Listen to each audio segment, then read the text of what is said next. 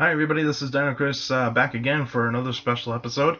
And so last time we actually talked about Epilepsiosaurus and Dinocaris. So let's actually go on to these next two dinosaurs that we're actually going to be talking about, Dromaeosaurus and Goyocephale. Let's start with Dromaeosaurus. Dromaeosaurus in Greek or Latin means running lizard.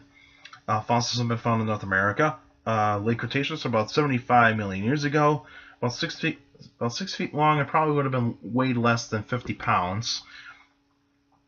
And of course, it's a carnivore. And of course, Dromaeosaurus is actually a well-known type of dinosaur, and it's actually hence the name to the family group where it belongs to, Dromaeosaurs. And Dromaeosaurs are basically also known as raptors, and so these are actually the very popular types of raptorial dinosaurs.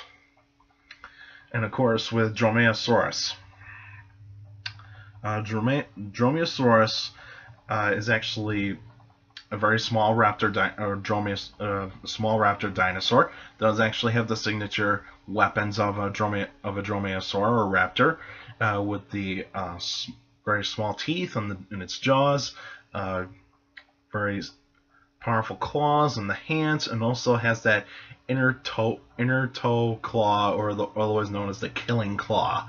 And so but the claws would actually be the main weapon for this type of animal. And considering that it probably did live in packs, it probably actually hunted in packs, probably actually animals probably of maybe group members probably number of, let's say, probably maybe 6 to 10, considering that their smaller size would actually be an advantage to actually live in a larger family group.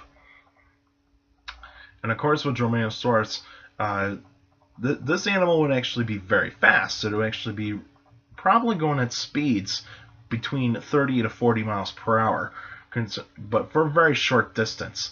Now, we actually see with new studies with raptor dinosaurs is that they can only go for a very short distance.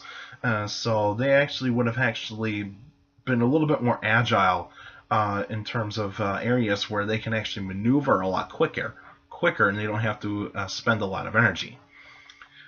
But of course, these animals were still very quick, and so in a foot race against a dromaeosaur, we would never win. We would actually just be caught pretty quickly. And of course, with that, it probably would have been covered in feathers, so it would actually be very natural, considering that dromaeosaurs are very closely related to birds, and so had very colorful like feathers. But more for the males. The males would have probably been more brightly colored, kind of like modern birds are today, and also the females would have been a little bit more duller color. And so Dromaeosaurus would have actually been attacking probably small to large prey. So this animal would actually been able to capture any kind of food it wants. And a lone Dromaeosaurus would have probably been actually taking on probably like a hatchling dinosaurs, probably some lizards, amphibians, and even some small mammals.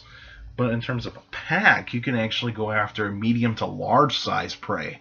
And so these animals would actually been going after probably like juvenile dinosaurs, and even possibly very old members of a herd of, like, say, duck-billed dinosaurs or even ceratopsians.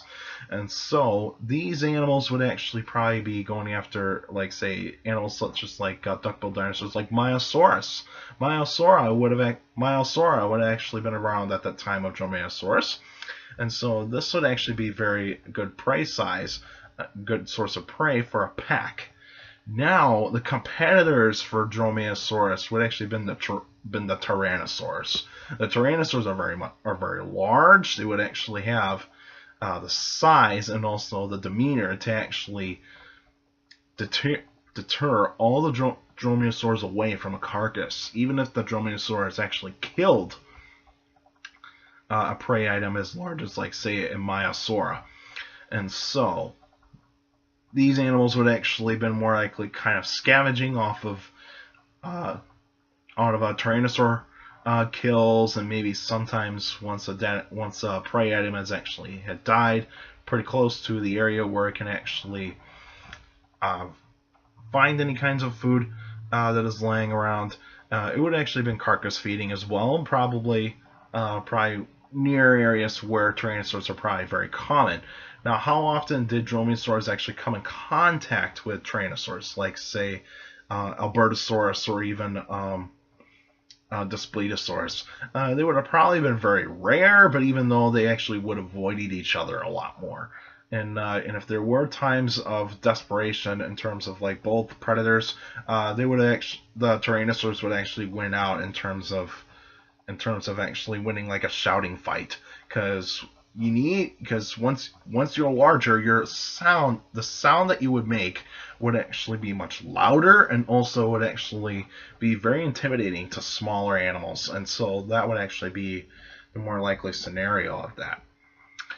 And of course, you actually see that in popular culture, Jurassic Fight Club actually did an episode called T-Raptors versus T-Rex, and so that depiction is probably not quite right, considering that Dromaeosaurus lived before Tyrannosaurus Rex and Edmontosaurus. So this would actually be 5 million years before they actually would have actually came in contact with each other. Now, do I think that possibly the Dromaeosaurus probably did live at a time where Tyrannosaurus Rex did actually come about? It's a possibility, but even though it's still up in the air. But of course, extinction of Dromaeosaurus is that climate change, and also couldn't adapt to like new predators, and also the environment that actually would have actually tried to live in, and so it would have been very difficult for Dromaeosaurus to actually have a good grasp of the new environment. And at the time, temperatures were climbing, and also it would have been a more warmer environment. Now let's actually talk about Goyocephale. But let's actually get right down to it, shall we? Because I just found out that Goyocephale is actually... But even though... Let's just actually talk about Goyocephale. Goyocephale... The name means adorned head, so it's a pachycephalosaurus, so it actually had a very dome-like head. Fossils have been found in Asia, late Cretaceous, 85 to 70 million years ago, about 6 feet long, probably would weigh between 50 to 100 pounds. Of course, pachycephalosaurs are herbivores, and like all pachycephalosaurs, they actually have a very domed head, and they actually probably would have had some spikes around the skull, but they would have probably been very dull spikes. But Goyocephale is a very rare dinosaur, so it's not found very much, and so it's actually going to be living in a time where Velociraptor and Tarbosaurus would have actually been around, and also at the time, I think, if I remember correctly, Eleoramus was actually around at that time as well. So from the time span it actually was found. So that would actually be very interesting, is that you actually got two Tyrannosaurs that were actually around at its time. And so that's pretty kind of cool to actually see that. So that means that Eleoramus kind of came before Tarbosaurus. So it would actually be very interesting of how those animals would actually interacted with those, how Goyocephale would have actually interacted with those two.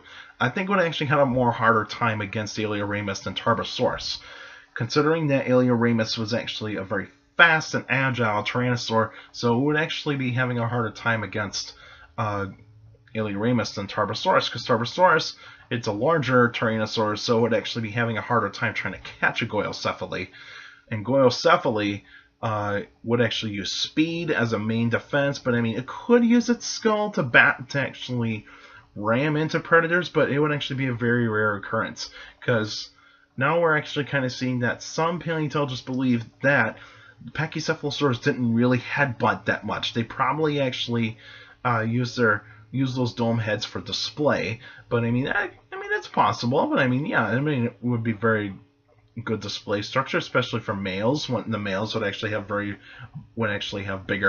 heads, so that means they would actually been showing off to the females, saying, look how big my head is, and then the females would actually have smaller skulls, and so that kind of way.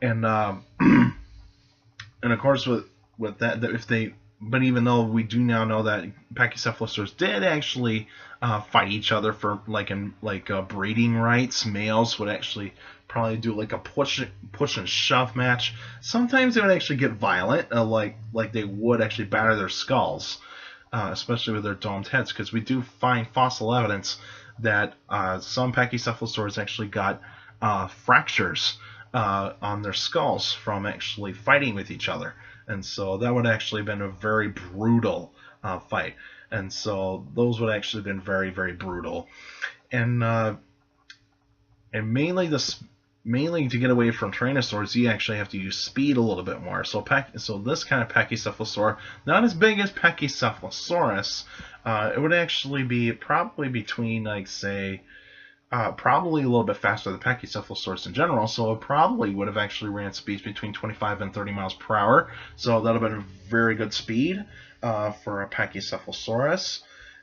And probably lived in small groups, so it would actually be feeding on, like, say, low tree ferns and all sorts of stuff, because there were no grasses at the time of the dinosaurs, so that would actually be the kind of plants that would actually be eating is the low tree ferns, and even some small shrubs. And of course they do chew their food.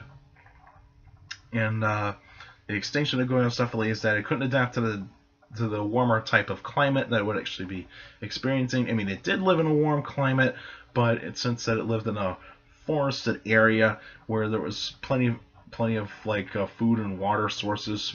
Once the planet started to get warm, the forests start to shrink, and so you actually would have been living in some small areas of woodlands, and so it would actually start to become a little bit more like a desert at some times. So that would actually be the reason why it probably didn't survive very long. And of course, it couldn't compete with other pachycephalosaurs in its environment, like Stegosaurus and Prehistoric, because those animals would actually be living more in the drier areas, and so those would actually be a little bit more of a competition, because once Goyocephale tries to get out of those forests, it has to deal with that competition, and so that would actually be very hard for Goyocephale to actually survive in that kind of environment, where you actually have tougher animals actually showing that they're tougher and they can actually adapt to that kind of environment, whereas Goyocephale probably couldn't.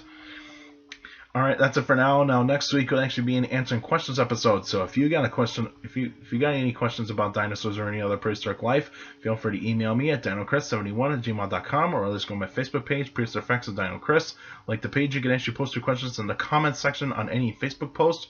But remember, keep your questions short and to the point. You can also post on the wall as well. You can follow me on Twitter at CSGRALL. That's my Twitter page. I post pretty cool stuff on there. Also, take care of the people around you. And also, for your younger people out there, make sure to listen to your parents, your teachers, and your guardians. Those are the best motivation you can have for good education. It's very important to have a good education. So with a good education, you get a good job in the future.